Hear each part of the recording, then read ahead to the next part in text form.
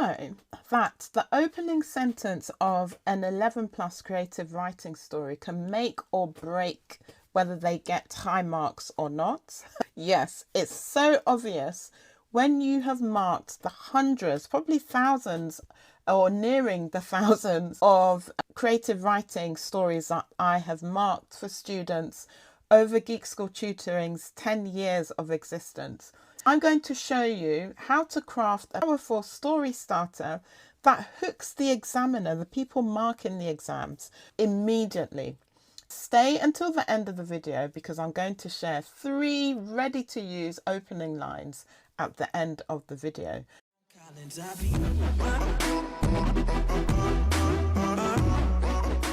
Why does the opening line matter?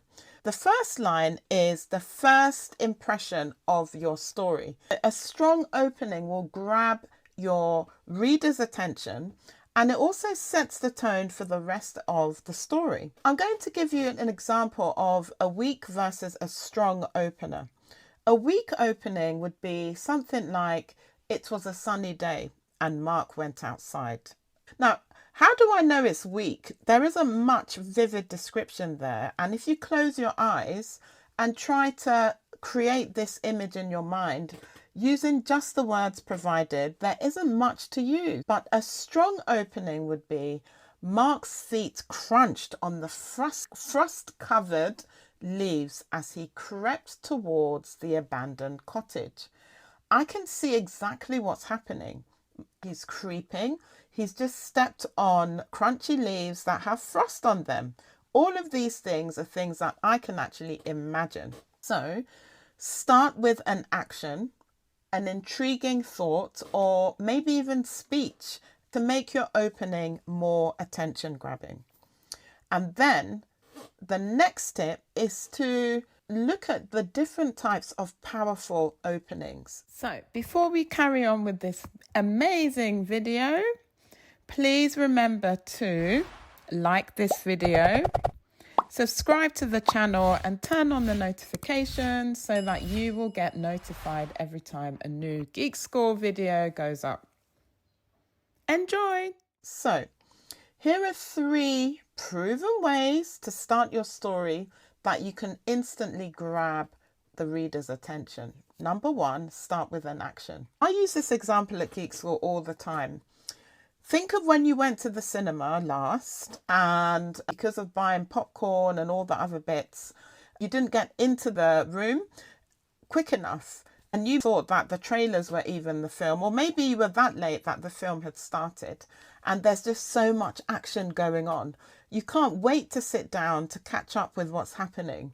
It just seems to be really fast paced. But you really can start with an interesting opener if you start in the middle of the action.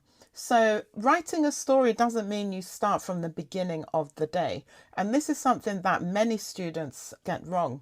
They think that the beginning has to involve waking up, having breakfast, and all those boring things that are not worth writing about. Skip all of that and get right to it. So an example would be, "The branches snapped under Emma's feet as she sprinted through the forest."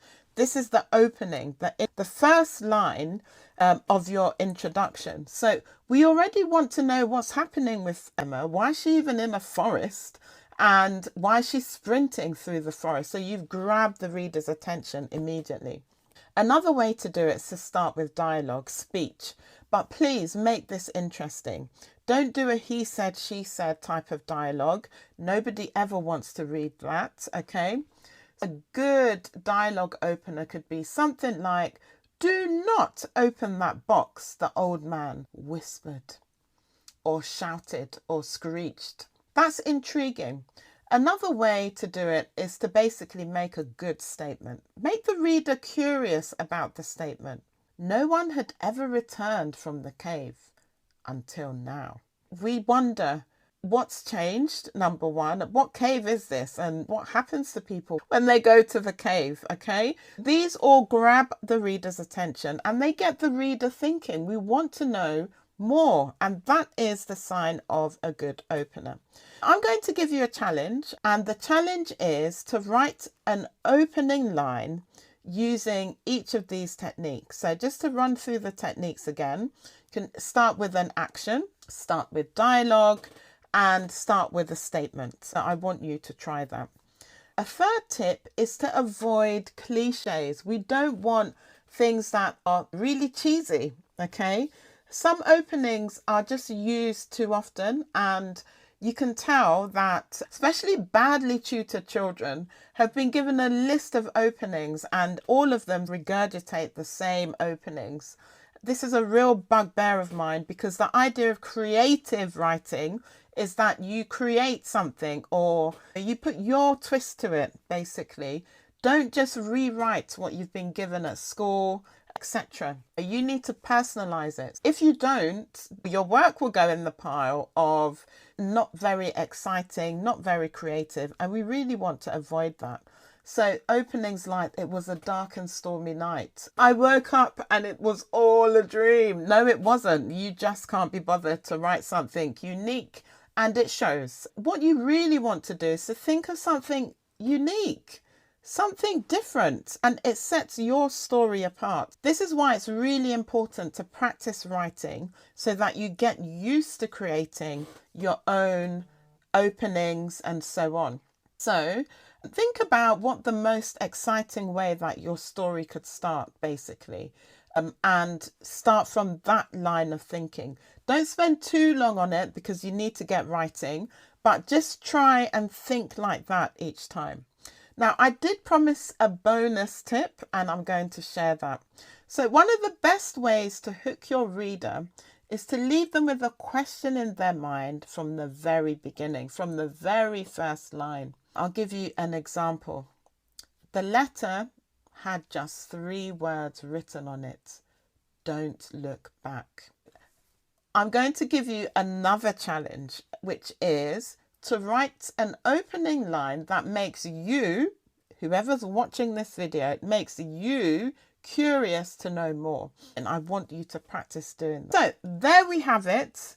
This is how to write an unforgettable story opening for your 11 plus exam, for the 11 plus writing task if you're given a creative story. Which opening style do you like the most? I'd love to hear that in the comments. I love reading the comments from the Geek School account followers. I try to keep up and respond to all questions and so on. But it's so nice to see that you've all developed a nice community here in amongst the videos. Please don't forget to follow and share this video. Subscribe to the channel so that you can get more of these tips. I've got loads of videos like this planned, and yes, and of course check out our website geekschool.co.uk and our website that's actually dedicated to creative writing, which is 11plusessay.co.uk, where you're going to get more tips, loads of free prompts, and access to our amazing courses to help with writing. Bye.